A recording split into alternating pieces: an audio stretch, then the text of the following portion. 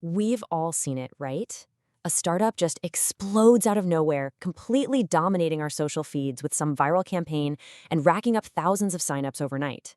But then, a year later, they just quietly shut down. So why does this happen? Well, the answer lies in a classic startup trap, treating explosive viral growth tactics as a replacement for an actual sustainable business model. It's what we call the leaky bucket problem. You can pour as much water, or in this case user acquisition spend, into the bucket as you want. But if there are holes at the bottom, your business is just going to drain out. In this explainer, we're going to look closely at the data and the strategy behind why these viral startups crash and how seemingly boring companies actually build systems that scale to billions. So, here's our roadmap for this explainer. We're going to cover tactics versus growth systems, the vanity metrics trap, mastering the AARR funnel, building sustainable growth loops, and finally, scaling with RevOps and AI. Let's get right into it. All right, part one, tactics versus growth systems. There's a massive contrast between these two approaches. Growth hacking is fundamentally about finding creative, fast, and usually low-cost ways to generate a spike. Think viral templates, exit intent pop-ups, or some clever referral reward. It basically asks the question, how do we get a ton of users right now? But sustainable growth? It asks a way harder question. Are we getting the right users? It focuses entirely on building repeatable, scalable, and long-term systems. Tactics can definitely give you a quick win, but systems are what create durable, predictable revenue. So you gotta ask yourself, is your growth a leaky bucket? Imagine you pull off this genius growth hack and you bring in 10,000 brand new users. Amazing, right?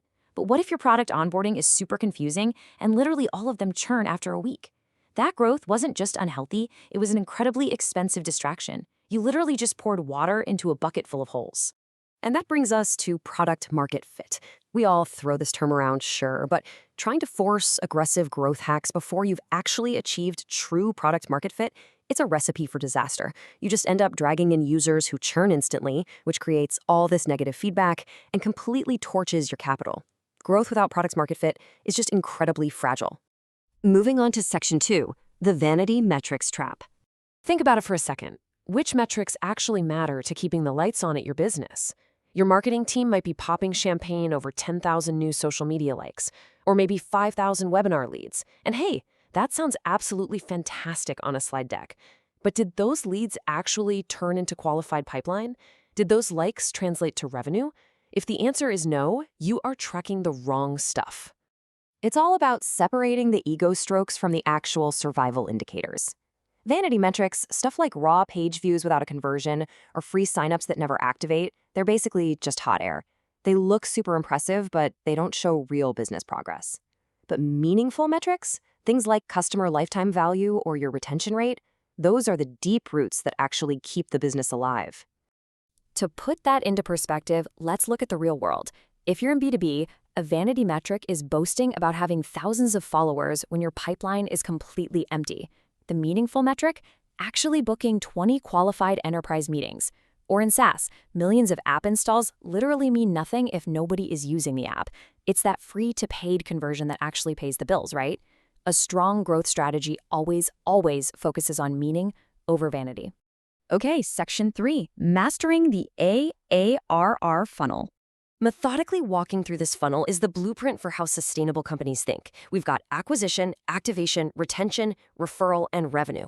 The big takeaway here is that a growth hack usually just isolates one single step, usually acquisition, like a flashy viral giveaway. But a sustainable growth system, it optimizes all 5 steps together. They care just as much about keeping the user as they do about getting them in the very first place. Now, a massive breaking point in this funnel is activation. Someone signing up. That's just acquisition. They aren't actually activated until they hit that aha moment with your product. Like if you're a CRM, activation isn't just logging in, it's importing contacts and creating that first deal. For a project management tool, it's inviting a teammate. For an AI tool, it's generating their first useful output. If your users don't hit that success moment fast, they are gone, and poof, your entire acquisition budget is totally wasted. Which leads us to section 4, building sustainable growth loops. Funnels end, loops repeat. Such a profoundly simple concept, but with absolutely massive implications. Look, in a normal funnel, you put money in the top, a customer spits out the bottom, and the process just stops. You have to keep spending to get the next one. But a growth loop, like a partner referral system or a content engine, means that one successful growth action naturally creates the next one. A user joins, they invite a teammate, the teammate joins, they invite someone else. The system literally fuels itself. And look, creative tactics aren't inherently bad. They just need to be integrated into a larger system. Take an isolated hack, like a free template that requires an email signup. Sure, you get a traffic spike, but most people grab it and run. But what if you integrate it?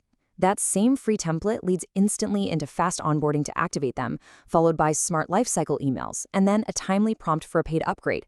Suddenly, that isolated tactic becomes the engine of a sustainable loop. So, how do growth managers actually figure out what to build without just guessing? They use scoring models like ICE or RICE. ICE stands for impact, confidence, and ease. RICE just adds reach to the mix. It's about asking, how big is the potential impact going to be? How confident are we based on actual data? And how much effort is this going to take to build?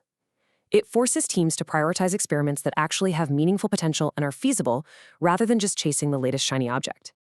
All right, our final section, number 5, scaling with RevOps and AI.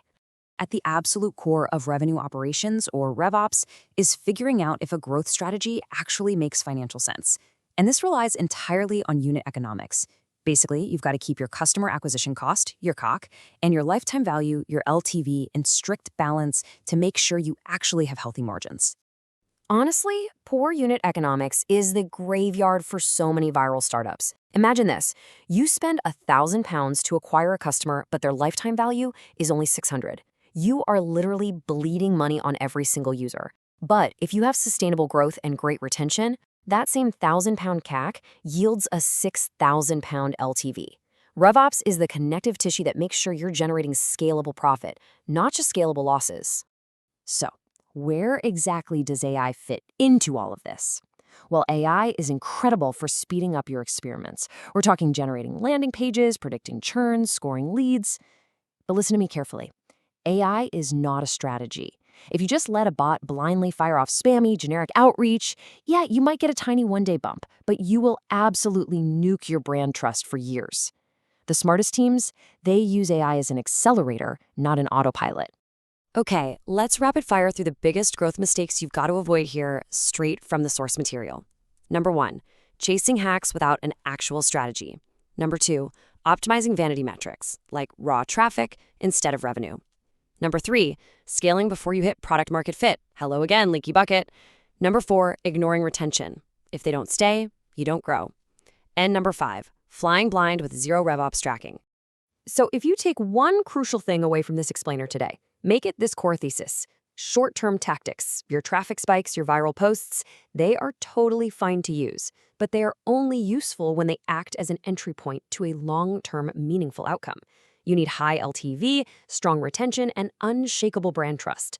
Sustainable growth isn't just a single department, it is a whole company system. Which leaves us with one final, pretty provocative question to chew on regarding your own business or maybe the companies you invest in. Look back at your most recent marketing or product push. Did your latest growth hack actually build trust and long-term value, or did it just buy temporary attention? I'll let you think on that one. Thanks for joining me on this explainer, and keep building those sustainable systems.